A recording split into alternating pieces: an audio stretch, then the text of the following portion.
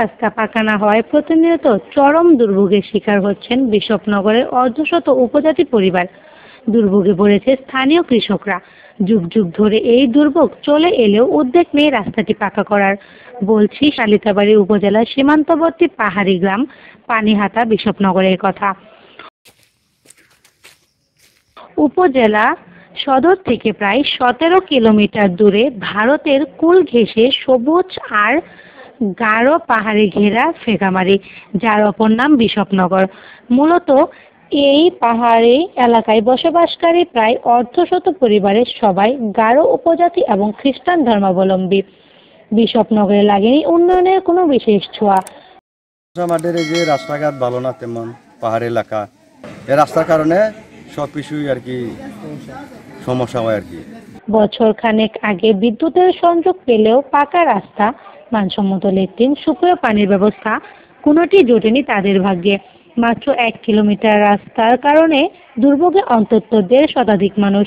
স্কুলগামী শিক্ষার্থী থেকে সাধারণ পথচারী, মুমূর্ষু রোগী থেকে জরুরি এবং কৃষি পণ্য আনা নেওয়া, সব ক্ষেত্রেই দুর্ভোগে পড়েন এখানকার বাসিন্দারা। এই রাস্তাঘাট চলায় বিরাট অসুবিধা। আমরা বন্দরে কাজ করি, গাড়ি ঘোড়া যাইতে পারে না, বাড়ি পর্যন্ত যাইতে পারে না। এই বর্ষাকালে তো আরো খাড়া নিয়ে কোনো চলতেই পারি না।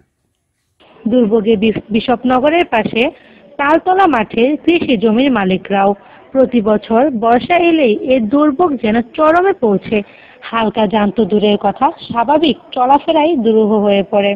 আমাদের রাস্তাগুলো অনেক খারাপ, পানিহাটার রাস্তাগুলো, কিন্তু বর্ষাকালে কিছু করতে পারে না, হাঁটতে গাড়ি ঘোড়া কিছু যাইতে পারে না।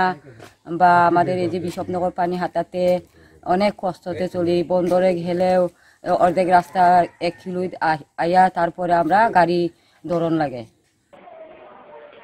বছরের পর বছর ধরে এই সমস্যা সমাধানের স্থানীয় প্রতিনিধিরা চেষ্টা করলেও উপরমহলে সুদৃষ্টি না থাকায় তা কাজে আসছে না। প্রায় অর্ধশত আদিবাসী পরিবার, এই পরিবার এই রাস্তায় চলাফেরা করতে অনেক সমস্যা।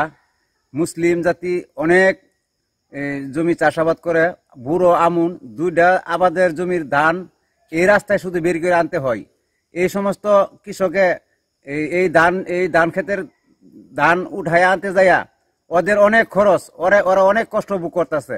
যে ভাবি হোক আমরা যাতে এই রাস্তাটা অতি তাড়াতাড়ি সকল লোকে যাতে আমরা সুবিধাটা ভোগ করতে পারি।